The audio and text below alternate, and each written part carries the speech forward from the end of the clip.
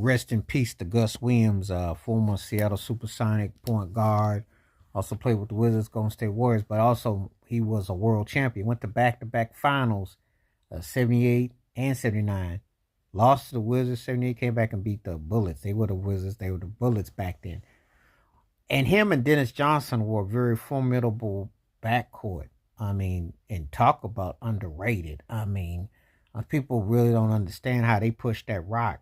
He was averaging 26 and a half in the finals, which with no three-point line, with the way that you think about the shooting today, because I know downtown Fred Brown would have been ridiculous today. Jack Sigma was hitting them crazy shots. John Johnson was playing. Lenny Wilkins was the head coach. And he had a very aggressive push as a point guard. You know, it was a different era. Interestingly, too, about him, he set out the 1980 season because of the contract dispute. He wanted to get his bag. And he came back the next year and finished fifth in MVP voting.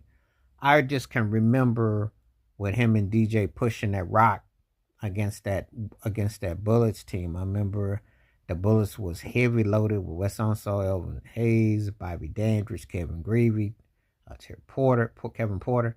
Just a talented squad, but that was a very intense, straight-up battle. But Gus Williams was definitely one of those cats who could push that rock. That was a different era when you're going for a fast break, and then you're looking to pick and pop. And he had a quite a good run, you know. Sometimes when you think about certain players, you kind of lose track of time because you're just thinking about where they were, what they were doing, how they kind of like what it was like. But that Sonic team, which has been kind of like almost forgotten because again, that was before the TV time. That was a different era. You can't imagine not just this tape delays or your game was on in the afternoon, but that was real parity in the NBA when there wasn't the same fanfare for teams to, you know, get all the attention that they eventually got. It's just, it was something else, you know, to watching that. But, you know, a very energetic player, had a lot of energy and was very quick. That's how I remember Gus Williams. He was very quick. And like I said before, in different era, different time, you know, with him and Dennis Johnson, because Dennis Johnson was underrated to me, didn't get his due.